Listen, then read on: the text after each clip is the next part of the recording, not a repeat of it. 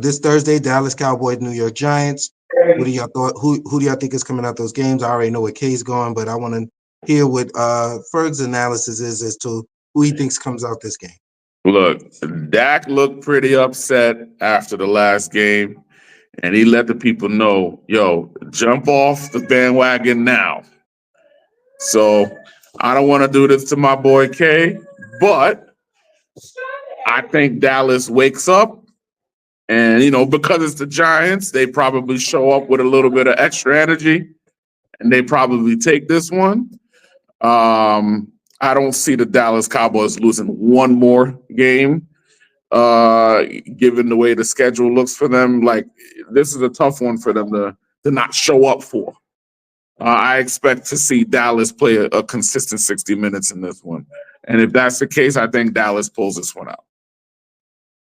I think the New York Football Giants are the better motherfucking football team, and we can come in this 60 minutes prepared to whip their motherfucking asses, Big Blue or motherfucking day. You hear me? If we get up on the lead, them bitch ass niggas is gonna be nervous. You hear me? Because they're used to dominating us. They're used to treating us like the little bros. So if little bros come out and don't do no dumb shit early on, and it's a close game late in the fucking game, they're gonna be the first one to fucking crack.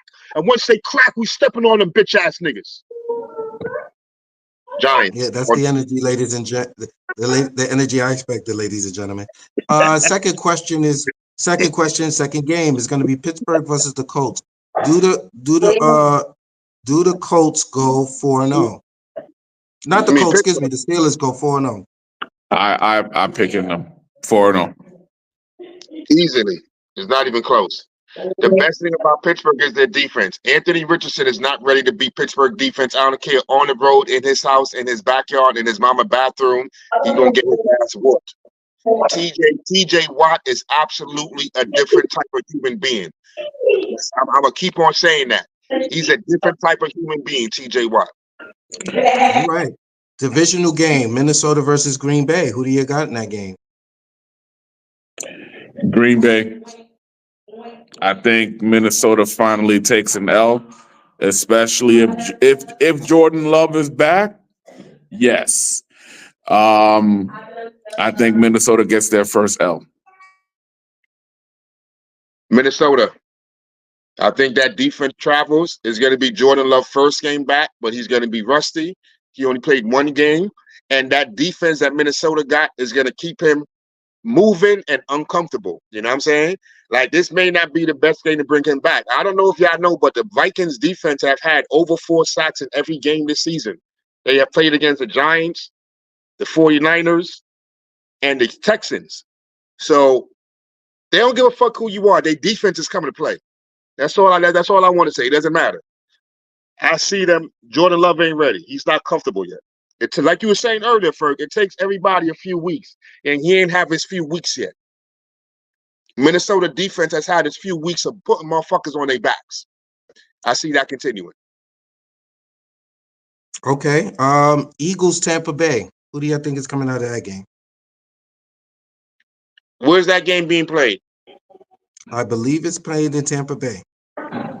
That's a tough one.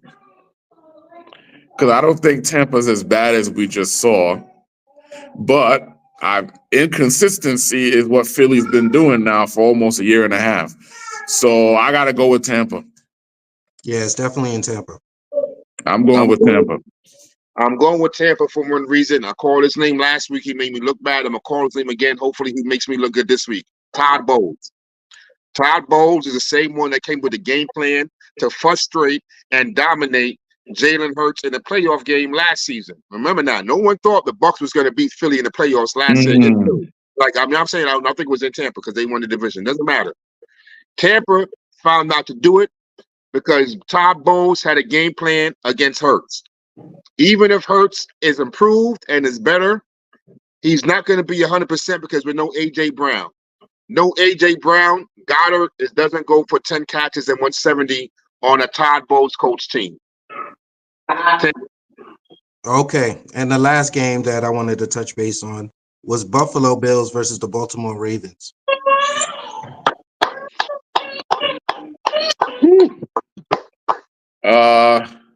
Where are they playing? They look like to be in Buffalo. I gotta give it to Buffalo. No, I'm sorry. I apologize. They're in Baltimore. In Baltimore, In Baltimore. it might still be a tight. Because listen, although Baltimore beat Dallas, you can't play like that against Buffalo and think you're gonna win. Where you just you give up a lead and think you got to play 60 minutes to beat Buffalo. So if it's in Baltimore, I'll give Baltimore the edge. If it was in Buffalo, I would have said Buffalo, but it's going to be close. Baltimore is not running away with this at all. And I'm picking Baltimore because they're home, but I would not be shocked if the Bills take this one. I feel you. My thing is with the one thing that happened in Dallas last week was that Baltimore gave Derrick Henry the ball 25 times.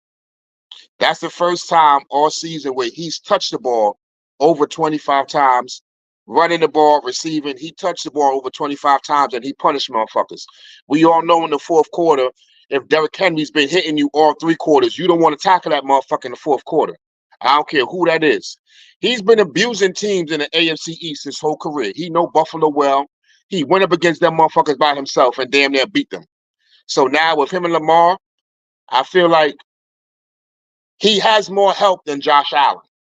Like him versus Josh Allen was interesting, but now, and Josh Allen versus Lamar Jackson was interesting. But now you got Lamar Jackson and Derrick Henry versus Josh Allen.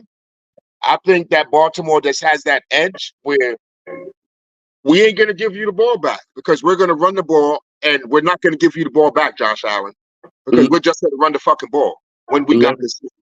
Let me ask you a question. Is it Baltimore running the ball early and having that take its toll towards the end of the game, or is it more along the lines of letting Lamar cook and then using Henry later in the game? What do you think? Run the ball, and run the ball some more. You got the most dangerous men running the ball in the NFL. You got the man that nobody wants to tackle in the open field. And then you got the man that nobody can tackle in the open field. They both gonna embarrass you in front of your family, your kids, in front of everybody one-on-one in the open field. One way or other. You know what I'm saying? And they on the same team. You run that motherfucker until there's nothing left to do. Run that bitch. Lamar Jackson was like 12 or 15. He threw the ball 15 times last week, and they ran the ball over 40 times as a team. That's your fucking winning formula. Harbaugh was talking about, we got to find our identity a few weeks before. Your identity is like Lamar Jackson throwing the ball 30 times a game. That's not it. Derrick Henry 25 times, Lamar running it 10 times, give another fast, shifty back a little, you know what I'm saying? And throw the ball 15 times a game. Good, please, you know what I'm saying? And play solid defense. Baltimore. I like it. Well, I'm going for Baltimore. I'm picking Baltimore for a different reason. I think after that 0-2 start, they're gonna figure some things out. And I guess the word attrition is the word you used before. So I think they're gonna figure it out. And I think a winning championship football team has to change it up game by game. So even if they run Derrick Henry, and let's say the Bills are actually prepared for Derrick Henry, then Lamar Jackson has to be prepared to maybe throw the ball 25 times, right? But wait, Kay. But the thing is this, right? This is the thing. Not saying that they shouldn't stick to their formula. They also have a receiving core to do it, right? They have a receiving core to do it for Lamar. So if they have to switch it up, Lamar's fully capable and he has the talent around him. For instance, Andrews hasn't even really been getting off so far this season. This would be a setup game perfect for him, where you're hitting your tight end, your veteran tight end, to make some plays. But you got Flowers, you got Likely, you got Bateman. They got receivers. So I think it's going to be interesting watching how they win this game. I think the Bills' defense isn't that great, but that doesn't mean that they're not going to be prepared for this game. And Derrick Henry's a beast. Derrick Henry. My thing is, it's too late for them to get meat on their ass. Pause. They light. Their defense, it looks like the Cowgirls defense. They some small people who, when you get big motherfuckers, they can move them different places. Like I've seen Derrick Henry run these motherfuckers to the ground in Tennessee. You know what I'm saying? Like I've seen the Bills versus Tennessee, and the game was way too close when there was only Derrick Henry. And every now and again, this nigga would throw it to fucking Nuke Hopkins. You know what I'm saying? Where Derrick Henry, on his own, held his own versus Buffalo way too many times for me to think that him and Lamar can't figure this out. That's my thing. All right. Well, one last game. I just want to get this. This is really not a comparison of the teams. I don't know who you guys have in this game, but what's interesting is Seattle Seahawks versus Detroit Lions is a Monday night game. The Seahawks are 3-0. Detroit is a tough team. I wanted to see if you guys think that Seattle could go 4-0 in this game. Are they playing in Detroit or Seattle? Seattle. In Seattle? In Seattle. I think Seattle's going 4-0, man. It's in Detroit. Oh, in Detroit. Okay. Monday Night Football, Campbell's gonna have them boys ready, man. He's gonna have them boys ready. If it was in Seattle, I'd give Seattle the edge. I like Detroit. I like Detroit at home. Monday Night Football, they'll be ready to play, man. I think Detroit takes it. I'm going to shout somebody out that nobody really talks about, but I'm going to give him some credit for the first 3 games so far. Mike McDaniel is the head coach of the Seattle Seahawks. We all thinking it's Pete Carroll. I know, D, you thought it was Pete Carroll still. Nah, this is Pete Carroll's first time not being a head coach in the NFL in over a decade. You hear me? His name is Mike McDaniel. He was the defensive coordinator for the Baltimore Ravens the past few seasons that had them in the top 5 all the time. When you mix him with what Geno Smith and what the offense got, is you get what you get right now. Like Seattle has a good mix of young defenders. And then you got Mike McDaniel who just puts them in the right places and who be scheming these motherfuckers the right way because it's what he does. He's just a master at scheming motherfuckers up. I think that defense is going to make a difference. They're going to take away something from Detroit, and their cornerbacks are so good. The Seattle cornerbacks, they got like a Rico Wooten and Devin Witherspoon. That's their names too. Rico Wooten and Devin Witherspoon.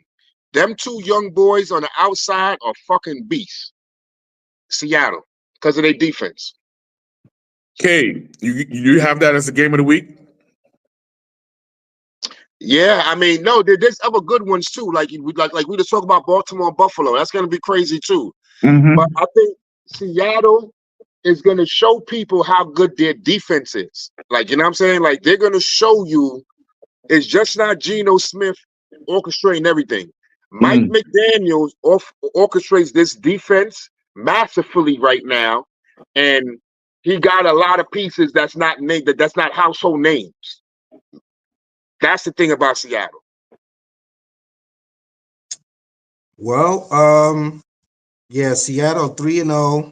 Like I said, the only undefeated teams 3-0. The Vikings, the Seattle Seahawks, the Kansas City Chiefs, Pittsburgh Steelers, and the Buffalo Bills. Those are the only undefeated teams in the league right now.